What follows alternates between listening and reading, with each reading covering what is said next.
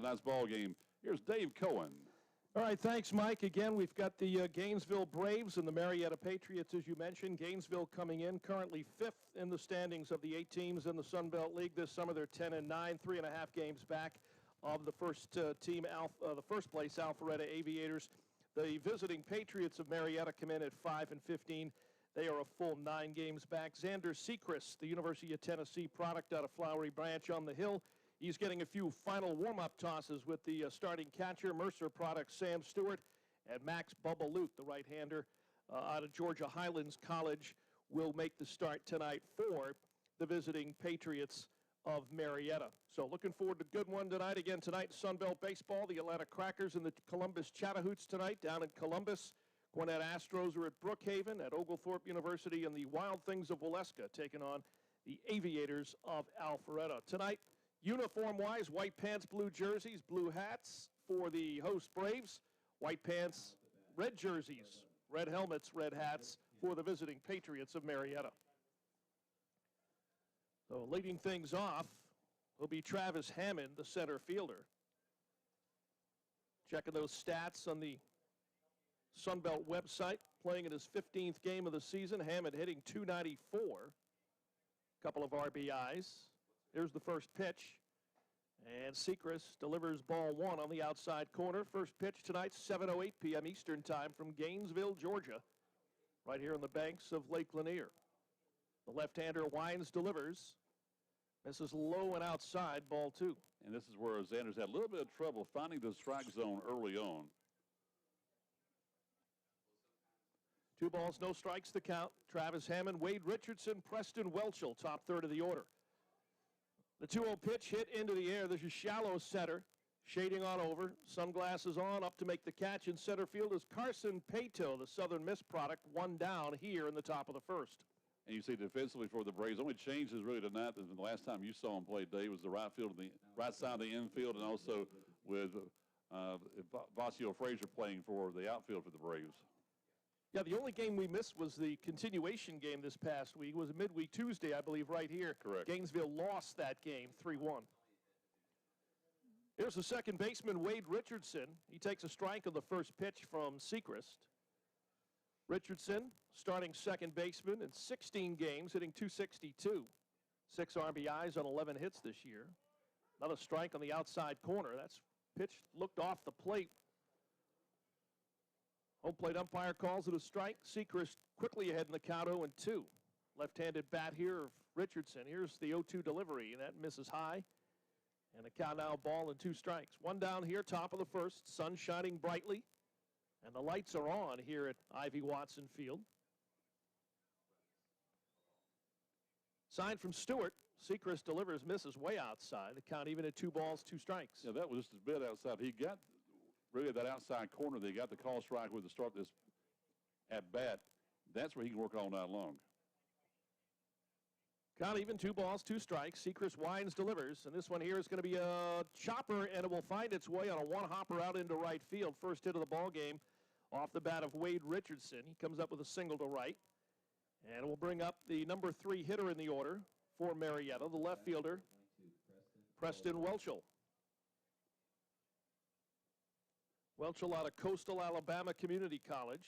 He's played in 17 games this year, 16 hits. Sunbelt site says he's hitting .320 with a couple of home runs and 4 RBIs. Now the lefty bat steps in. First pitch on the way from Sechrist. Again on the outside corner, taken for strike 1. First time that the Patriots played here, Dave, a couple of weeks ago, as both teams were just getting underway. Neither team had done much at all. The Patriots were winless at the time. The Braves had just won a game, and you see the difference in these 2 teams. Sechrist, the left-hander, will make a throw over to first base. Handling first tonight is Will Mangurian out of Orange Coastal Junior College. He's a Johns Creek High School product. Again, over at first base. The 0-1 delivery, and that one air is going to find its way into left field. It wasn't a hard-hit ball game, but just enough on it in between short and third that there was no play there for Mapes or Lynch. And back-to-back hits now, a couple of singles off the bats of Richardson and Welchel, and the Patriots, with one down, have runners at first and second. I may have called him Fraser rather than Fisher. Sorry about that, Fazio. In playing outfield for the Braves, we missed him last time that we saw a game here with the Braves. Had that new player, Jeffrey Waters, playing left field. Waters had just come in from the University of Maryland that night. That was last Saturday night here at Ivy Watson. I'm familiar with Lavoisier Fisher. He started out at Georgia State, transferred late in the season down to Albany State. He's originally out of North Gwinnett High School, but he's out in left field tonight for the Gainesville Braves. First pitch on the way to Will Liebrook, the extra hitter, taken for ball one. Sechrist comes set, 1 out, 2 on here for the Patriots. Sechrist delivers, swings, and misses. And the count even now, 1 ball, 1 strike here for Will Liebrook.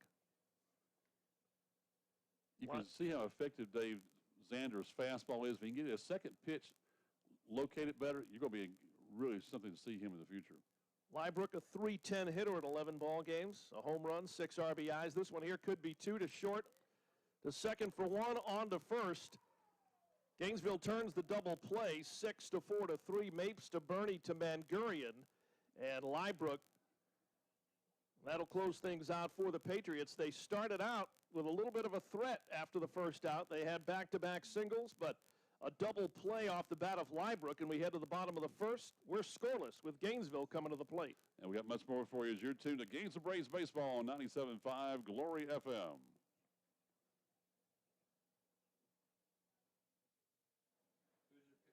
Are you getting the most out of your training regiment this summer? Are you getting the best nutrition? Does caffeine affect your training? Are you injury prone? Find out the best way to maximize your athletic performance with genetic testing at Direct Physician Services. These confidential tests will show you how to make the most out of your training. Schedule an appointment today. Urgent appointments available.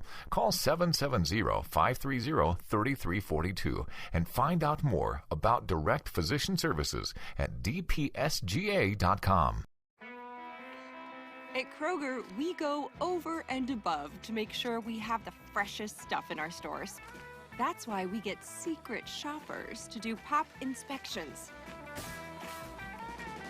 Secret Asian man, secret Asian man. We make sure Kroger produce isn't just fresh. It's fresher than fresh. Kroger, fresh for everyone. Best wishes to our play-by-play partner, Dan Brown, who's on the IL for a few more days, and I hope we get him back here as soon as possible. Braves had a couple of hits that were allowed there in the top of the first inning, but at 6-4-3 double play from Mapes to Burney to Mangurian into the inning for the Patriots. And you see, Dave, if you can get these guys out like that, we'll see now what Sechrist can do in the next inning and what the bats can do here against the Patriots here. But their last outing, their pitchers had a lot of trouble giving it 21 runs, a Sun Belt League record, to Alpharetta. Well, we'll see how their starter tonight, Max Luke, out of Georgia Highlands College, 6'3", 215, a right-hander, as he gets a few final warm-up tosses here with the catcher, Charlie Tull.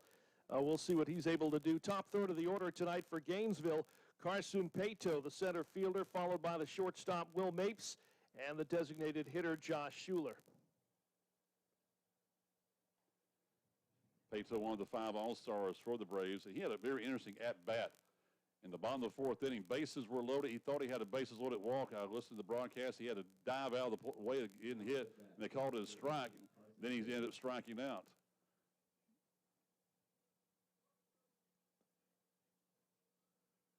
So Carson Pato set to step in, leading things off. The Southern Miss product out of Van Cleve High School out in Mississippi. First pitch on the way from Luke. The right-hander winds, delivers, and misses high, taken for ball 1. It was funny to hear the broadcast, Dave, with the head coach of the manager there of the Columbus Chattahoochee in the broadcast. He goes like, ooh, thought it was a ball. He was diving out of the way, but it was a strike. 1-0 pitch inside, just enough of the strike zone to Pato. Count even now, 1 ball, 1 strike.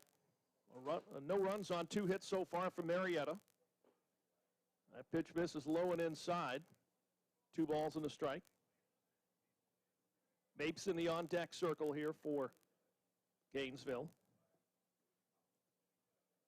Luke into the wind. The right-hander delivers. Right down the middle, but low. Runs the count to 3 balls and a strike. I think it's a good job here by manager Mike Owings putting Carson there in the leadoff spot. See what he can do to get on base. 3-1 count to Pato. Luke into the wind. Here's the pitch. And this one into the air. Foul territory. Giving chase. Gainesville first baseman Dylan Jones. That's on the other side of the fence. And it will run the count now to 3 balls, 2 strikes. So full count here on Pato. Collins had trouble striking out. We'll see what he can do. He's been batting 7th and 8th in the lineup for the Braves this season. Payoff pitch on the way. Luke into the wind. Here's the 3-2 delivery. That missed high and outside. A leadoff walk to Carson Pato. And that's what you want to see, Dave, with Will Mapes coming up in the number 2 spot, the shortstop for the Braves, who has shown some power in a couple of games we have broadcast. And let's see how aggressive Micah is with Pato on first base. So Mapes hitting second, product out of North Georgia, and Mercer played his high school ball at Mount Pisgah School in Alpharetta. Steps in, righty bat, first pitch on the way from Luke. And this one here hit into the air. It's going to be shallow left field. Underneath it, making the catch is Preston Welchel for 1 out. Pato will make his way back to first. So Mapes retired in a fly ball out to left field, 1 down here in the Gainesville first. You could tell with his swing, couldn't you, that he got up under that one. And looked at the short left field for the first out of the ball game for the Braves. Just underway, bottom of the first inning, no score from Ivy Watson Field. Hitting third is the DH, Josh Schuler. South Carolina product, originally out of North Gwinnett High School. Lefty bat steps in, first pitch, high and outside, taken for ball 1. Schuler also an all-star, Dave. He was batting when the game ended in the bottom of the 9th inning. Bases loaded, tying runs were on the bases, and ended up striking out to end the 9th inning.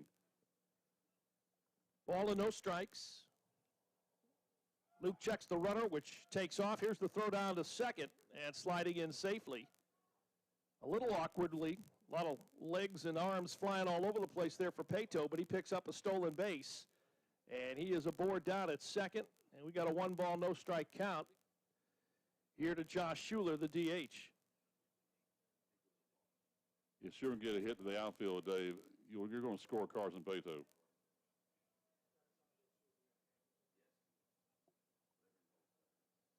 Quick eye of the runner down at second. Luke turns, delivers. This is going to be on the ground to second. Fielded there cleanly by Wade Richardson. The throw on to Dylan Jones at first. 4-3 on the putout. Schuler retired, but he does move the runner over. Gainesville a runner in scoring position now at third, and Carson Pato with 2 outs here in the bottom of the first. That brings up the cleanup hitter for the Braves, Colin Price, who had left the team a little over a week ago, Dave, thinking he was going to be drafted. But really, I was told a scout basically misled him, so he was not drafted, so he's back with the team to wrap up the season. So Price steps in. He's the extra hitter tonight out of Lambert High School in Swanee, played at Mercer. 5 games this year in the Sun Belt, hitting 510 at-bats. He's got 5 hits, has scored 3 runs, has hit 2 home runs, driven in 5. 1 ball, no strikes. Luke delivers, working that ball on the outside corner, gets the call, and that'll even the count of 1 ball, 1 strike. You can tell how productive he's been. 5 hits, 3 extra base hits, including those 2 home runs. Count even here, ball and a strike. Price digs in, swings and misses at a slider on the outside corner. He was a starting catcher for the Sun Belt League All-Stars against Florida back on Wednesday in Columbus. Played the first 3 innings for the Sun Belt League. Behind in the count now.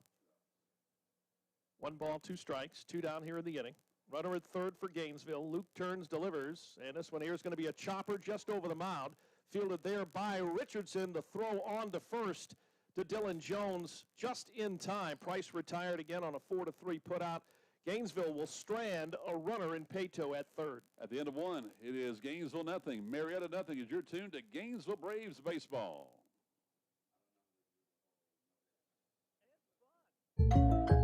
Hey, Hey, I didn't order any pizza. Jake from State Farm. After you saved me so much dough on insurance with that Parker promo, I devised a promo for you. Here's the deal, Parker. State Farm offers everyone surprisingly great rates. Right. Pepperoni pockets, cuckoo crusties. There's no promo, it's just great rates. And a cider ranch. For your surprisingly great home and auto rate, call State Farm agent Cliff Wilcox in Roswell today. Like a good neighbor, State Farm is there. Are you looking for a new doctor for you and your family? Do you have a faith-based health policy, an HSA plan? Do you have a high deductible? Are you uninsured? Then Direct Physician Services is for you and your family. You'll receive personalized, hassle-free care from an expert physician who will diagnose and treat your healthcare needs. Call for appointments. Urgent appointments available. Call 770-530-3342 and find out more about Direct Physician Services at dpsga.com. Got the live video stream on Twitter at Team Glory Sports. Stephen McIntyre, the headman here, he has got the YouTube video going on GainesvilleBraves.com. So many different ways to follow the action of Sunbelt League baseball with your Gainesville Braves as we bring you this great summer league. After the COVID year, here we are with the Gainesville Braves, Micah Owings' team, 10-9, looking for their 11th win of the season. And they've got 8 games remaining after this one, 3 on the road, 5 here at Ivy Watson, including 3 straight games against the Columbus Chattahoochee to close out things on the Monday the 26th and Wednesday the 28th here from Ivy Watson Baseball Field. It's a great time to come on out and see some really good baseball this spring and summer. 5, 6, and 7 hitters due up for Marietta here in the top half of the second. It'll be Dylan Jones, Dick Lafredo, and Luke Townsend. Jones, the first baseman, will step in. .250 hitter in 16 games in Sunbelt play this year. He's got 9 hits. He's hit 1 home run, driven in 9. First pitch from Sechrist. This is low, taken for ball 1. Sechrist gave up 2 singles in the top half of the first, but was able to get Lybrook into that 6-4-3 double play to close the Patriots out in the inning. 2 balls, no strikes, the count now. Missed on that 1-0 delivery. Again, down low. Trying to get that lower portion of that strike zone straight on. Left-hander winds, delivers. And this one here is driven into center field, and it will drop right in front of the Braves center fielder Carson Pato and right over the right shoulder of Will Mapes. 3rd hit of the ball game here for Marietta. Really none of them hit that hard, though, and that came in front of Carson, who did not get a good jump, of course, as far back as he was playing in center field. Picks up his 10th hit of the season. Hitting 6th in the order, designated hitter Nick Lafredo. A 161 hitter for the Patriots in 12 games this year. 5 hits, couple of RBIs. Sechrist, first pitch, fastball on the outside corner, swung at, missed. No balls and a strike. Of course, Marietta fighting for their lives to be one of the top 6 teams in the league, get out of the cellar. And they're dead last at 5-15. The 0-1 pitch missed on the outside corner. Count even now, 1 ball, 1 strike. No runs on 3 hits now for Marietta. 3 singles, 2 in the first, 1 here on the leadoff here from Jones. He's down at first. Got about a 4-step lead off the bag at first base. Sechrist missed high at outside. 2 balls and a strike, the count. I think Xander's keeping close as he can to help Stewart behind the plate for the Braves.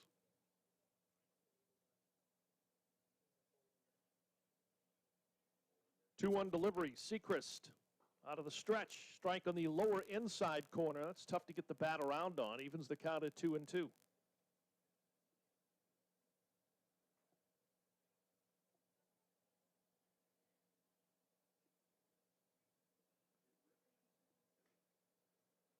Two balls, 2 strikes the count. Check of the runner at first. Turns, delivers. Fouled off over on the first base side. Count remains even at 2 balls, 2 strikes. Again, lots of foul territory here. A lot of real estate from Ivy Watson Field.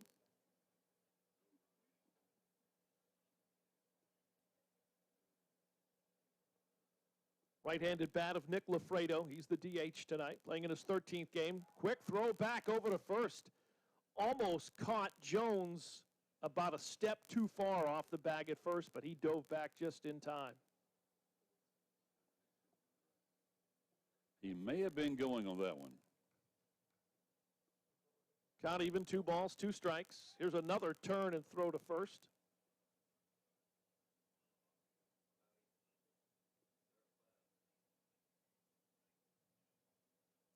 You can see the move of Seacrest on our video feed.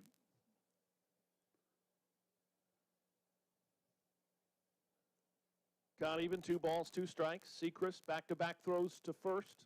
Now he'll throw home.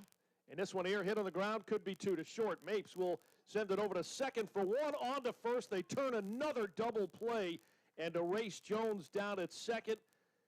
And quickly 2 down here in the Marietta top half of the second inning. Just what you want to see. Again, a 6-4-3 from Mapes to Bernie to Mangurian. So 2 down. It will bring up Luke Townsend, the third baseman. He's playing in his 13th Sun Belt Wood Bat Summer League game tonight, hitting 154.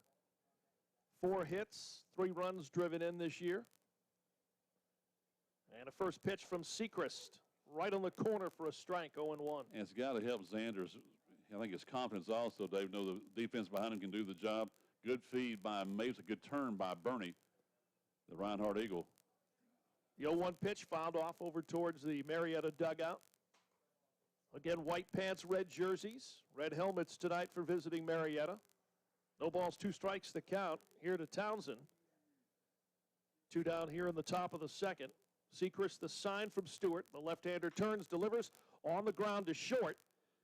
Mapes, throw across the diamond to Mangurian at first. 6-3 on the putout. And for the second consecutive inning, a 6-4-3 double play. We head to the bottom of the second. Marietta, Gainesville, scoreless. And we've got more for you as you're tuned to Gainesville Braves baseball.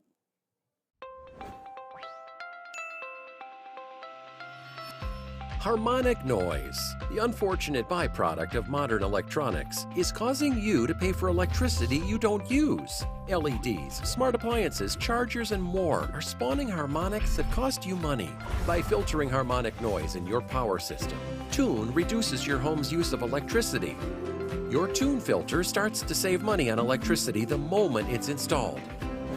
With customers reporting consistent savings above 10%, many are seeing savings greater than 20%. Installed by a licensed electrician in the sub-panel of your home, your Tune filter will reduce harmonics and deliver savings for years to come.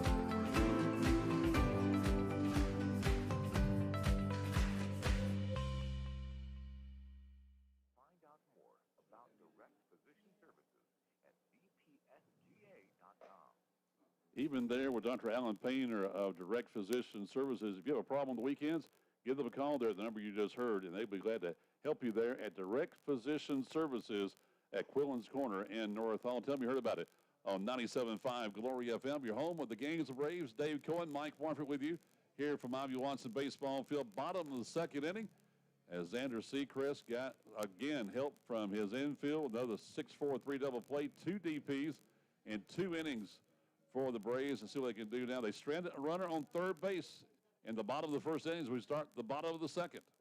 5, 6, and 7 hitters due up here in the second for Gainesville. It'll be Danny Lynch, Sam Stewart, Hudson Sapp, the third baseman, the catcher, and the right fielder. Lynch, again, one of those 5 All-Stars the Braves back on Wednesday in Columbus. Third baseman out of Southern Miss, came out of Dwyer High School down in Florida. Bubba Lute, the right-hander, winds, delivers. First pitch, fastball on the outside corner for the strike. Not really a break for the All-Stars, because also manager Mike Owens, he was there in Columbus. You played a game, that suspended game against Alpharetta here Tuesday, played Wednesday, and here you are again on Friday. 1 pitch, missed low and inside, just below the knees, just outside the strike zone. Count even now, 1 ball, 1 strike. Sam Stewart in the on-deck circle. Luke works quickly. That one takes a bounce in the dirt. 2 balls and a strike. To the leadoff hitter, Danny Lynch.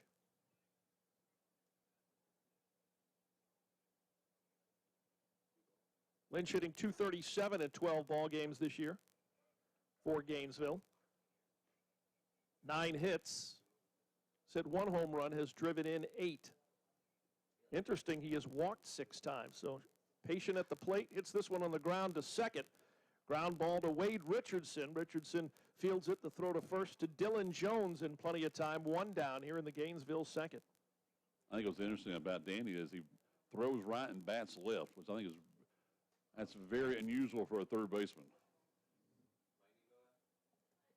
Micah has just come over and instructed our PA announcer here to my right that the lightning has struck close by and that they're going to take the players off the field now, so a break in the action. You can hear the thunder in the background, and so that means we're in a weather delay. So we're going to have our first weather delay broadcast here from Ivy Watson Field this year. We'll see if we get some people to talk to here this evening, as we're going to take a 30-minute delay with this weather. So what we're going to do, we'll take things back to our studios for a moment, then return here to Ivy Watson Field. We've got a weather delay here in the second inning of play.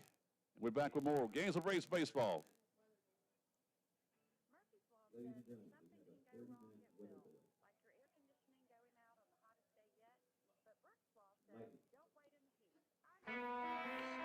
At Kroger, we go over and above to make sure we have the freshest stuff in our stores.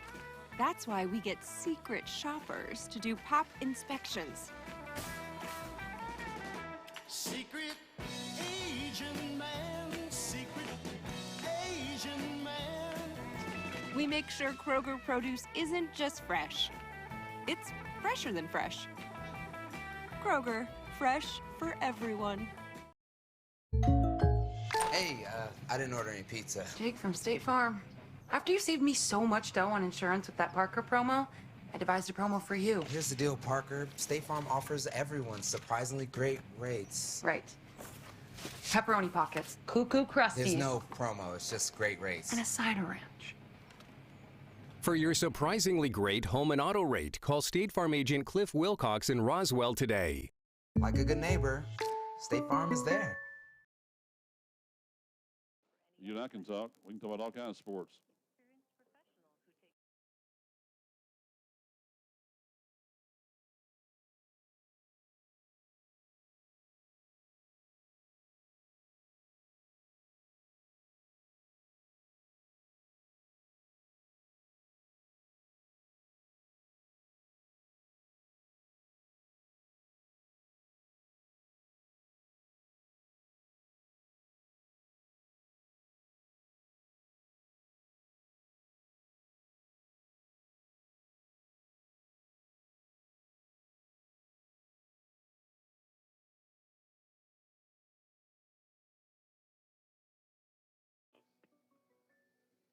Just to let you know, we may have a short night this evening here from Ivy Watson Field. As you can tell over the lake, and we've got a great vantage point here at Ivy Watson Field in the press box overlooking Lake Lanier.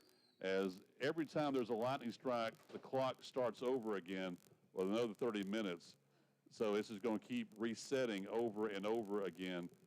From that standpoint, every time we hear the thunder, and Dave, you see how it's going to be, is that you got to cover the field here, and then the players got to find something to do here. You're going to take the fans got to take cover as they're tuned to our broadcast this evening. So we got our first weather delay of the season. Here comes the first game after the All-Star break, and we'll see if Micah Owens can join us here to talk about his team and about how his week has been. It's been a busy week for the team. Again, they had that suspended ball game, which I thought was interesting. They play Alpharetta next Friday, so instead of playing at that time, they went ahead and decided to play this last Tuesday, just 3 days ago. It was a home game for the Aviators here. They played it, suspended game from June 30th, with the Aviators leading 1-0. They had runners on second and third. Those two runners scored. It was 3-0, and that's all they scored the rest of the way. But they held the Braves only 1 hit, and that was a Josh Schuer hit.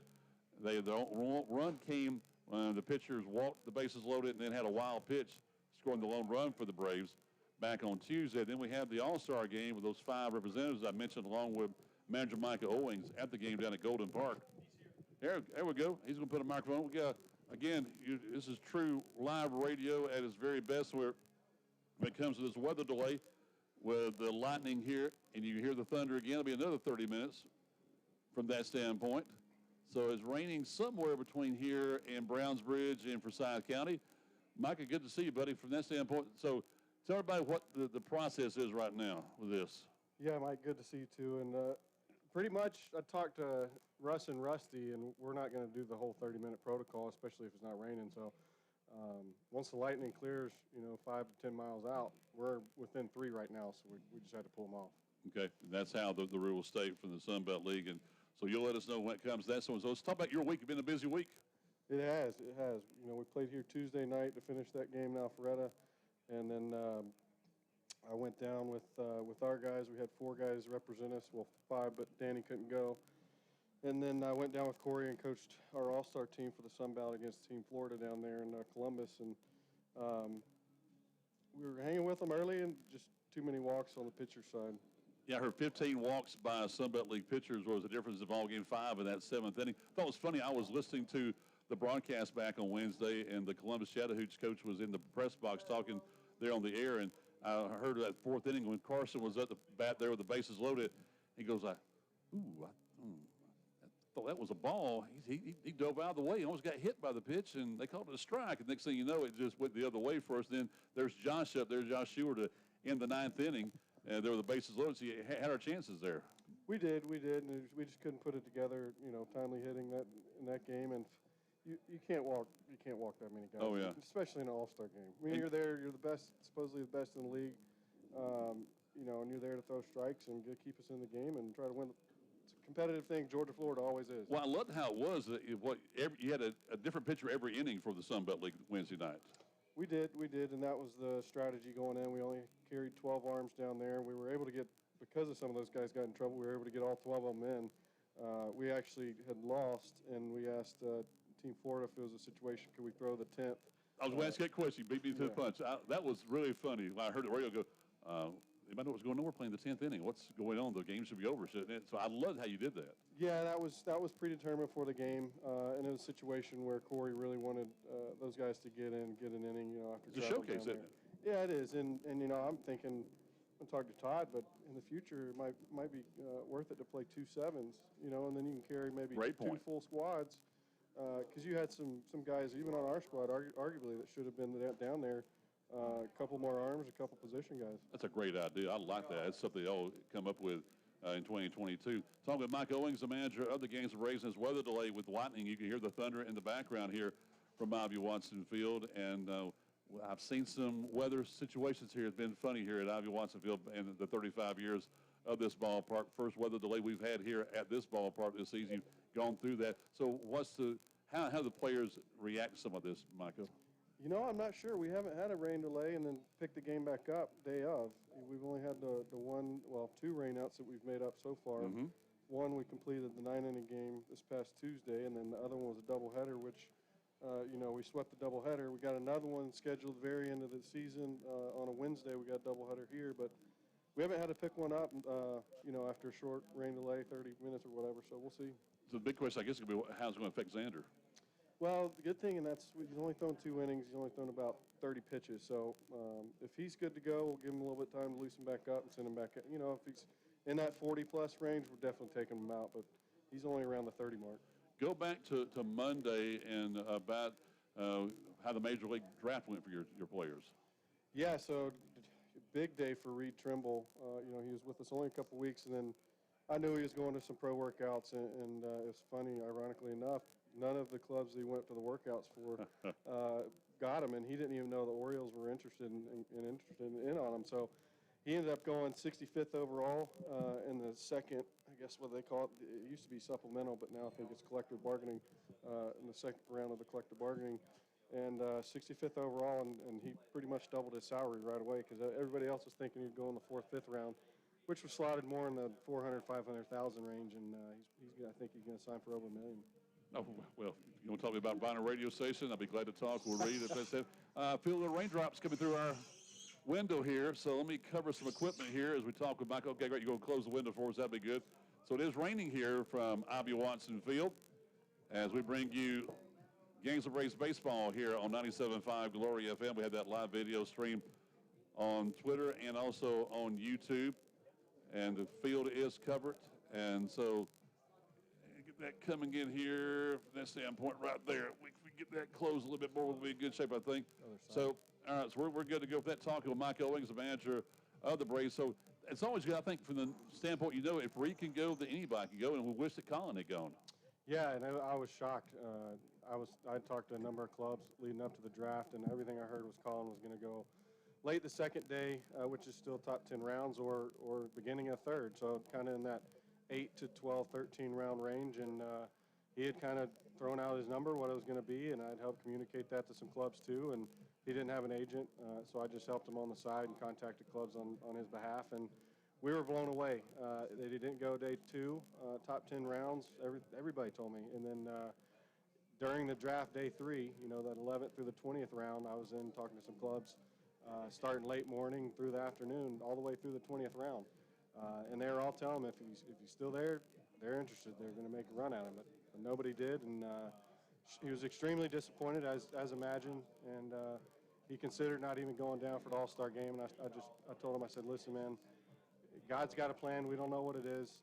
Stick with it. You have a great career ahead. And I just said, maybe you got to go back to school another year, and that's what you do. But I said, you need to come on down and play an All-Star game. Best thing you can do is get back out there. And really just continue to show these clubs who you're about and what you can do. Mike, isn't that another reason why this league is so important this year, because of how things are going with Major League Baseball and the minor league system with the elimination of the rookie leagues? Yeah. So while this is a little bit different, you can play high school seniors and college seniors. But what you're going to see, I think, is an influx of independent league teams. Mm-hmm. And a lot of players going the independent league route, which I did, late into my career in 2016, 17. And then I think it would have been 2016. And then signed with the Mariners. In the off season, had another chance to go back to big league camp and earn a spot on the club. But that was kind of me doing what I had to do, going to Atlantic League up in York and playing for the Revolutions, and had a great time. I mean, a lot of former big league guys were on my team and some other teams, and trying to resurrect their careers. And I had an opportunity to go back to Seattle, and that was kind of my way of making it back. And with that, too, we mentioned about this league hopefully getting to the level of, say, the Cape Cod League in the future here with the Sun Belt League. But you had players that, I think, with your experience and background, able to get some guys from different universities across the entire Southeast, and some who live in different states coming here to play for the Braves. Yeah. I mean, it was pretty interesting. And even last year, we didn't, obviously, Sun Belt, we didn't play, and we got canceled because of COVID. But Brandon Boggs with the Aviators and myself, we kept all the guys that did want to keep playing. And we just pretty much had 20 to 40 guys that wanted to come out, and we just call it the Sandlot games and play. And Mm-hmm. we hired umpires. We covered all our expenses. We obviously didn't make anything, but it was more or less and freeing for us as coaches to get out on the field, instead of being stuck in the house. And what came out of that was, we had some really good arms from some SEC schools, and we had a kid that actually got unsigned. He was unsigned free agent. He signed.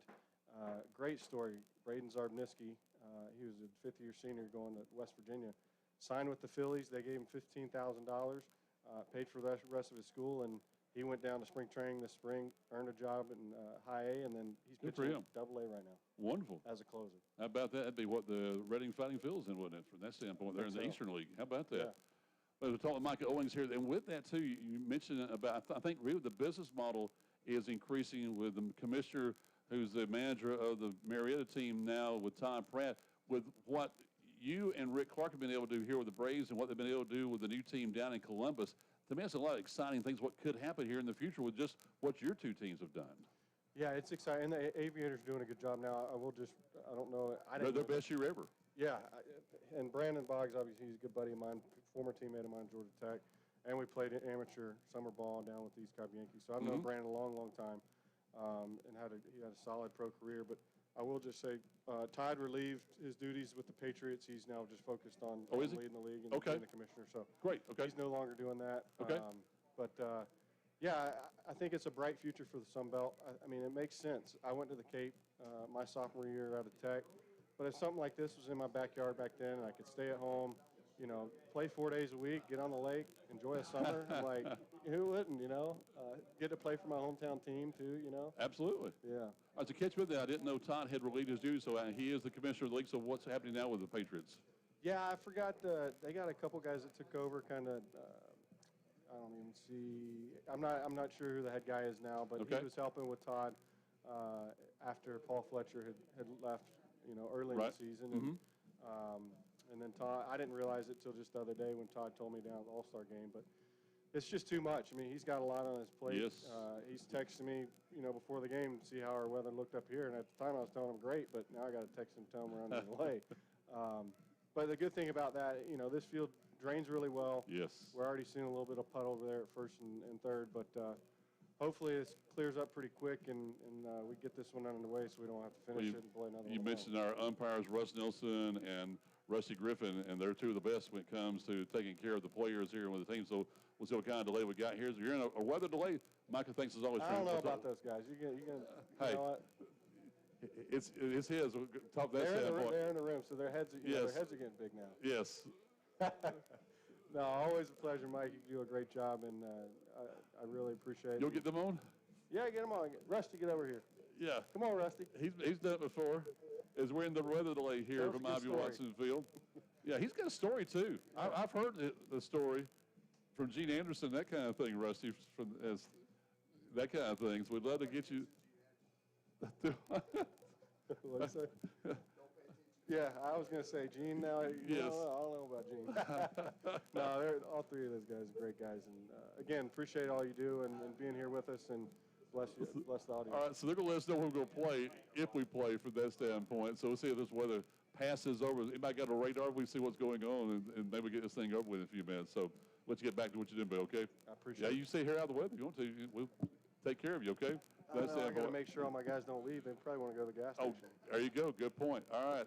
The Braves are 10-9, and we're in a weather delay here in the second inning played. No score between Marietta and the Gainesville Braves. We're back with more. We'll take another 2-minute timeout as you're tuned to Gainesville Braves baseball. Hey, I didn't order any pizza. Jake from State Farm. After you saved me so much dough on insurance with that Parker promo, I devised a promo for you. Here's the deal, Parker. State Farm offers everyone surprisingly great rates. Right. Pepperoni pockets, cuckoo crusties. There's no promo, it's just great rates. And a cider ranch. For your surprisingly great home and auto rate, call State Farm agent Cliff Wilcox in Roswell today. Like a good neighbor, State Farm is there. At Kroger, we go over and above to make sure we have the freshest stuff in our stores. That's why we get secret shoppers to do pop inspections. Secret Asian man, secret Asian man. We make sure Kroger produce isn't just fresh. It's fresher than fresh. Kroger, fresh for everyone.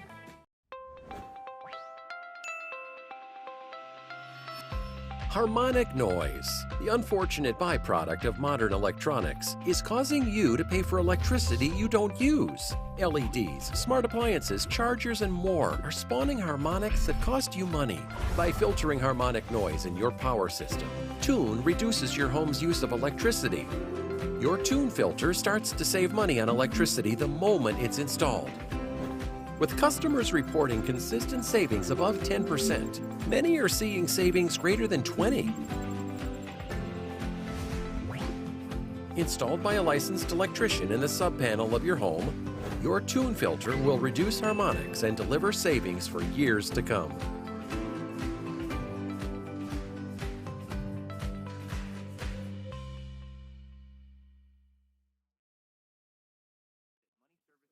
Yeah, we're looking to get somebody.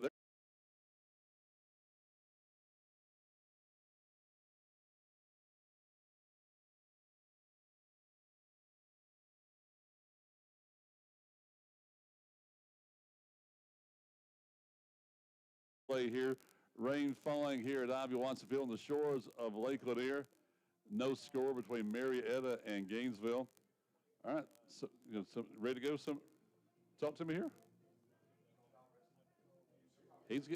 Come on. I'm going to coach him into doing this. So Rusty Griffin is now putting the headset on. And, all right, let's talk about umpiring from Rusty Griffin's standpoint. Let's talk about, no, I'm going to get in trouble. I can say, let's talk strike zones, that kind of thing, Rusty. But no, let's talk about some of the stuff you've been able to do. You've been able to go from the high school level all the way up to the minor league level, right? Even major league level. Yes, sir. I've worked up and down in the major leagues for a couple of years when I was in AAA. So, yeah, that was quite kind of exciting. Waiting on guys to get out and retire, and they never do, but you can't blame them for that. But yeah, that was but now come back to the high school and college level, which is local guy here, right? Right. I grew up in Gainesville, lived in Gainesville for a little bit, and then moved back out into the suburbs, I guess. What year did you graduate from East Home? 92. I'm trying to remember who was baseball coach at that time. Jeff Cooper. It was Cooper. After his days at Georgia, that's right, winning the national championship, he was the man there at that point. I remember broadcasting games back in the day, Rusty. Okay, I was trying to remember who the coach was back in the day because that's back. East Hall had some very good teams back in those days. But right. How did you make it going into being an umpire? I had walked on at the University of Georgia as a catcher and really didn't get a lot of playing time. I was just a bullpen catcher. But I found myself watching the umpires an awful lot. Just the little bit of time I did get to play, I learned real quick that the rapport with the umpire meant an awful lot, and it seemed to be something that I found myself interested in that I didn't think I would be interested in. So, but how I got started umpiring was just by happenstance. I needed back then a Division I player couldn't have a job, but for some reason they would let us officiate intramural sports. Mm-hmm. So I started refereeing intramural basketball. And back then, Earl Fells was over the intramural officiating at the University of Georgia, but he just happened to be the high school signer in Athens as well. Was that the old Saban Coliseum? The old one? Yes. Mm-hmm. And so I started refereeing basketball, intramurals, and before you know it, he taught me into umpiring baseball. And so when I graduated from Georgia, I shocked my parents by telling them I wanted to go to umpire school, which they didn't even know what it was. But so there was a school for that? Yeah. My dad told me to go get a job. That's what he told me to do. But anyway, I signed up for umpire school, talked to Marvin Hudson. He was the only person I'd known that been to umpire school, and talked to him. And so signed up for umpire school and graduated #1 in my class when I went in '98. And then I spent a little over 10 years in the minor leagues. So. And you made it AAA before going up and playing some and umpiring some in the majors. I did. Well, when I was in AAA, I was floating up and down. I was a fill-in umpire, what they call it. Back then, they called it a vacation guy. Mm-hmm. You would fill in when the big league guys were on vacation or got hurt or what have you. And so I got a cup of coffee, I guess. And at the show, that's the big thing. You made it to the show, and well, sometimes they used to have like an extra guy there at the ballpark with, in case something were to happen to one of the umpires. That's correct. Back then, they would do that periodically, especially on double headers. Mm-hmm. And now what they've done is they just the guy who works the plate the first game, they just take him out altogether and let that fill-in work the second game. So, but back then they would have someone on standby in the big league games. But. All right, he's in control right now. Rusty Griffin, the home plate umpire, with Russ Nelson here in the press box at Ivy-Watson Stadium, away from the rain, as we've had this weather delay here, looking at the clock, and we'll see how things. But you're going to let me know when we can start playing again. Sure, yes, sir. Thanks for having me on. Oh, hey, let's talk more here. So let's talk about some of the players that you saw in the minors and bigs. How about that? Well, Brandon Boggs was a player back when I was in AAA. And the first base coach with Brandon, Frank, was when I was in Eastern League. You mentioned the Reading Phillies a minute ago. When I was in the Eastern League, Frank, the first base coach for Brandon now, was the hitting coach for the Harrisburg Senators, which was at that time were either the Expos or the Nationals. I can't remember. It may have been the Expos at that point in time, mm-hmm. but. They're a national team now. Right. Right. So tell me, I've heard all stories about players would travel. How's travel for an umpire in the minors? It takes a special breed. I run into guys matter of fact, I worked with a guy the other day. He was like, oh, I could have made it in the minor leagues and blah, blah, blah. And I usually just shake my head and, smile and keep walking because, you know, the minor league situation is not for everyone. I mean, you make very little money, and we were joking, Micah and I were joking one day about my first week in the Texas League. We had a trip from El Paso to Shreveport without a day off. Woo. We went straight from the ballpark in El Paso to the ballpark in Shreveport, and we were afraid we were going to be late for the game. So who's driving? That's the question. Well, right? we had a 3-man crew, and we rotated. But, you know, all 3 of us were tired because one guy just worked the plate in El Paso, and now you've got another guy about to work the plate in Shreveport. So, you know, it was I think sometimes the players understand that, and sometimes maybe I give it too much credit. Sometimes I don't know if they know those kind of things or not. But so what kept you going in that level before coming back to this level of college and with high school ball? Well, what keeps you going there is you got the carrot that's dangling in front of you to go to the big leagues. I mean, that's what you're trying to get to, just the same as the players. And, you know, and that carrot is pretty big. I mean, you're set then, I know. Yeah, well, you know, you're only as good as the last player, pitch, or game, whatever. But, you know, but still, that's what you're trying to achieve, trying to accomplish. But it's not an easy road. It's not for everyone. You know, being away from home at that kind of age, and you know, and umpiring is not exactly the kind of profession that you get patted on the back a whole lot, and so you know. Well, what we're talking about here in the rain day talk with Rusty Griffin, the home plate umpire, is that you're like a weather forecaster. You're a meteorologist. You get right once every so often, you make the big bucks from that standpoint. Yeah. Well, you know, back in the minor leagues, when I was in the minor leagues, I'm sure it's the same way now. You were talking about the Reading Phillies. They drew 10 or 12,000 people a night. When you have a rain delay in those, or rain situation in a ballpark like that, it's quite a bit of money. You know, so there's a lot of pressure on umpires during rain situations to get them right. All right, so how subjective is your strike zone?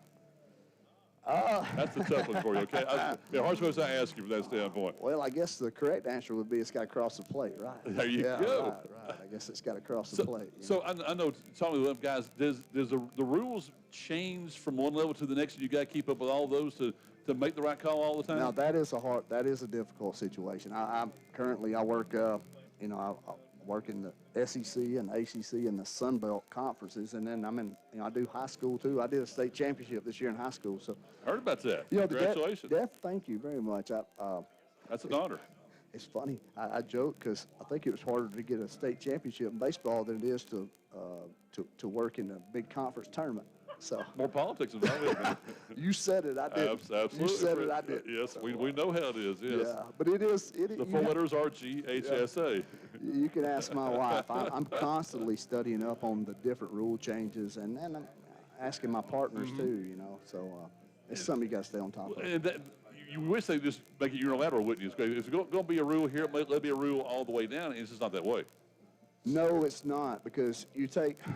And you've been at one level, next level, the next line, wait a minute now, you know, and I'm sure it can get confusing. Well, I'm going to say this the best way I know how, and I hope that I don't get too big of a doghouse over this, but, you know, college and pro baseball a lot of times are aligned with the same way of thinking, and I'm not saying you could get away with not knowing the rule. I'm not saying that. But a lot of times you can revert back to what's fair and what is good old common sense sometimes. Sometimes you can't. But high school seems to sometimes want to have a different set of rules just to be a little different, you know. So that's where I have a harder time remembering high school rules because some of them don't make a lot of sense. Absolutely. And I'm trying to say that the best way I know how. Absolutely. But being an umpire, I'm not a good politician, so I just kind of see it. All right, so give me a story before you go, and I'm sure Russ can hear this too. Is about a rhubarb you were involved with? Give me one of those stories. Oh, I don't know. I mean, you didn't have like a Billy Martin type of guy, or I know surely going against, or even a Bobby Cox from that standpoint. So, give me a good story to wrap things up. Well, I don't know if I've got a really good one. Oh, come on! I've seen enough high school games with you in broadcasting. I've only had one ejection in high school. What you got? I'm sure you've seen. I know Russ has seen this. Russ's wife wasn't she a pitch counter a couple years ago? I'm gonna let Russ talk. I'm gonna tell you, Russ. The thing about is both of you guys, when I start waving my white cane, you know you're in trouble. If I start waving my white cane, you know that I think you made a bad call, and I'll do it as fun as I can from that standpoint without being too ugly about it. Did you get the thing over to Russ? He did. Okay. He did. Hey, Russ. How you doing? I'm great, man. Glad to have you with us here. And yeah, I knew your wife was sitting next to us at games a couple years ago when they had the pitch counter in high school ball, and it was always you were there at the same time. It always worked out having the husband and wife work there, and I wish they still had the pitch counters from that standpoint, make it a lot easier. So you would step up where Rusty took over. So tell me about you're out there in the field. So who saw lightning first or heard thunder first? I actually saw the lightning over the trees, and we were in the middle of the batter, so we were hoping to get through that one batter. But I knew we were about to come off the field because it was awful close.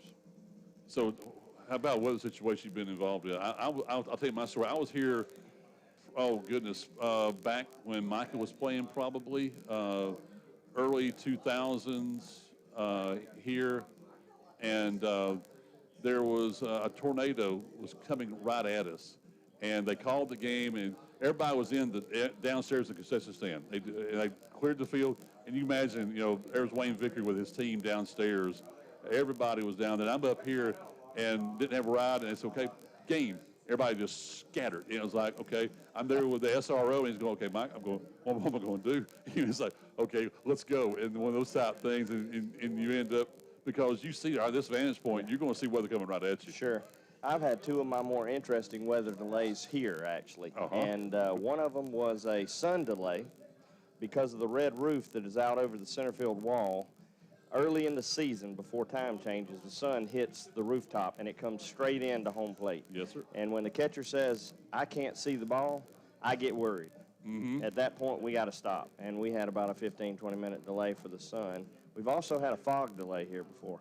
Came off the lake there and literally sat right on the field. Have you ever seen pollen here at Ivy Watson? Oh, pollen is... It's like clouds at times coming off the trees over here and coming right across the field. And you're going, what is that? It's pollen. Looks like a yellow wave going across. Yes. It's unbelievable. Absolutely. Absolutely. So, but yeah, a lot of fun times on the baseball field. So tell me about your experience here with the Sun Belt League. What do you think about this league? Some very good players in this league. Very good players. Very good coaches in this league. I've been impressed with some of these teams that maybe get down early in a game and they don't give up and they come back and they either tie it. They might end up losing, but they make a game of it. Been very impressed with that. That's happened. As a matter of fact, I've been here once or twice, and Gainesville made a big comeback and won the game on a walk-off. I believe they won 8-7 one night when I was here. Mm-hmm. But very, very good league. I think this is all right. He's called the ball game down there. He's called. Is it? He's called the ball game. All right. So we're going to suspend it. We're going to call it that standpoint. I'm sure what happened the last time we had a rain delay a couple weeks ago. They suspended the game and they picked it up right where it was at. So I'll make sure that I. All right. You go to work. I'll let you go then. Okay. Give him the lineups and everything. Thank you so much, Russ. Appreciate it. We appreciate it very much, Russ Nelson. We're going to take it back for a timeout. Let's take a 1-minute timeout. And we're going to wrap things up for you here on 97.5 Glory FM with Gainesville Braves baseball. Do you need to be tested for COVID-19 but don't have time to wait on the results? Rapid COVID testing is available at Direct Physician Services. They provide personalized, hassle-free early COVID treatment if necessary with convenient extended appointment hours. Call for appointments. Urgent appointments available. Call 770-530-3342 and find out more about Direct Physician Services at dpsga.com. At Kroger, we go over and above to make sure we have the freshest stuff in our stores. That's why we get secret shoppers to do pop inspections. Secret Asian man, secret Asian man. We make sure Kroger produce isn't just fresh. It's fresher than fresh. Kroger, fresh for everyone.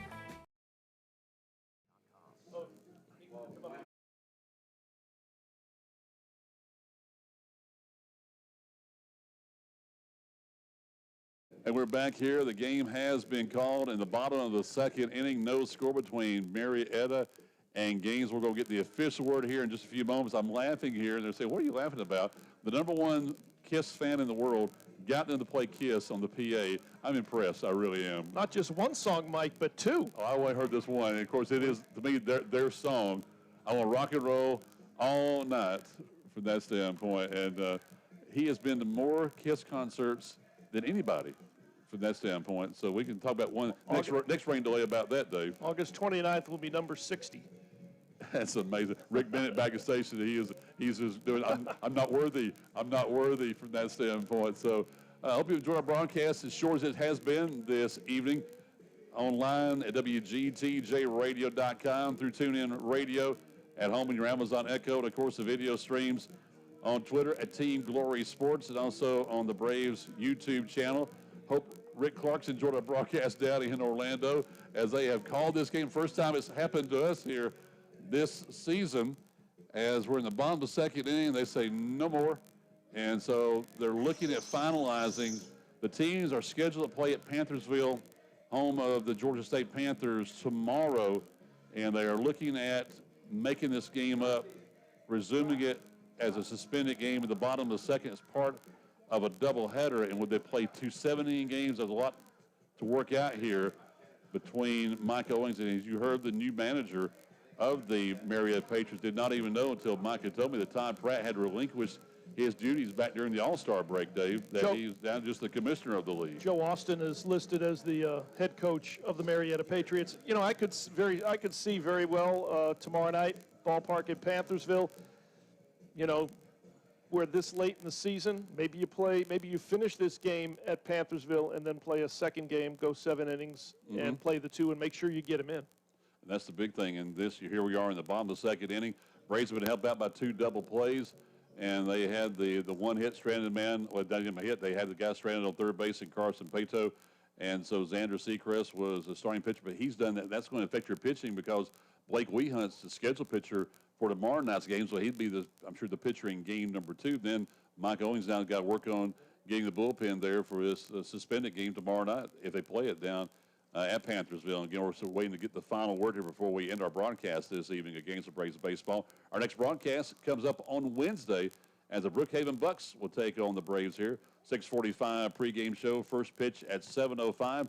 And then I'm going on vacation, and Dave Cohen's going to take over for me coming up next Saturday with the game, the big one, with the Alpharetta Aviators.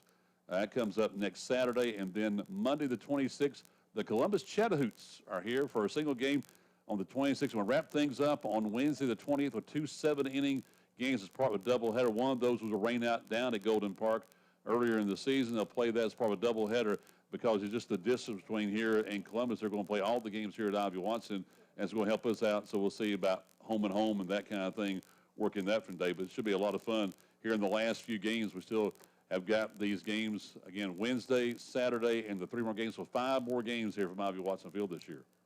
That's why, again, I'd say, you know, if you can get 2 in tomorrow down in Atlanta or in Decatur, I would say go ahead and do it. Final line score tonight is pretty easy. Marietta, no runs on 3 hits. They strand nobody, and no runs, no hits, 1 left after the walk to Pato. Again, as you mentioned, we strand him at third, and that's pretty much it. All right, so again, waiting to hear the official word from Mike Owings. When we do, we'll wrap up things this evening. Again, looking at a doubleheader tomorrow night from Panthersville Stadium, home of the Georgia State Panthers and the Marietta Patriots. And then the Braves will go to Oglethorpe University on Monday to take on the Brookhaven Bucks. And then they're back here on Wednesday at 7:05. And look at this week, Dave. When you've got 2 games against the Bucks and then 2 games with the Aviators, your entire season could change this upcoming week. Well, that's what we said, too, for Gainesville, the fact that they get to play a majority of the remaining games back here at Ivy Watson. As long as the clouds stay away from the ballpark, it's an opportunity for Gainesville. Again, as we were talking about in our pregame, when you look at the pregame standings, technically coming in at 10-9, right behind Brookhaven, Gwinnett, Atlanta, and Alpharetta. It's an opportunity to overtake a few of those teams this week, and you get to play, hopefully, these games at home, a majority of the games at home down the stretch. Right. So if you play 2 tomorrow, Brookhaven on Monday, back here on Wednesday, and then Friday and Saturday.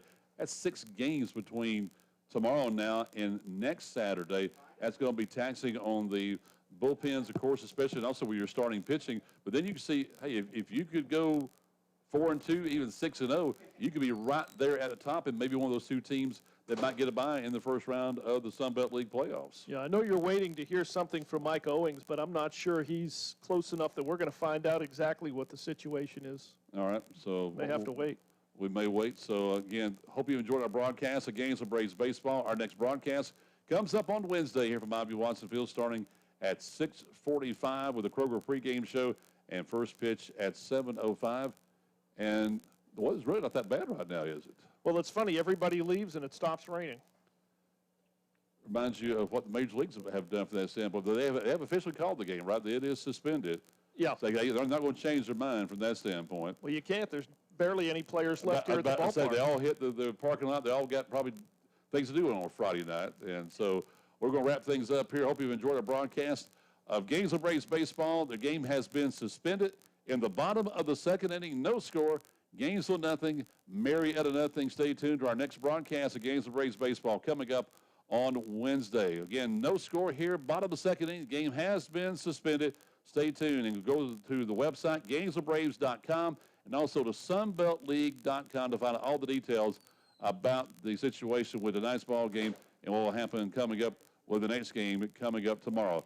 For the entire sports team here at 97.5 Glory FM, for Dan Brown, hope he gets better here very soon. For Dave Cohen and for Lily Watford, I'm Mike Watford, along with our producer, Rick Bent. Thanks for being with us here. You've been tuned to Gainesville Braves baseball.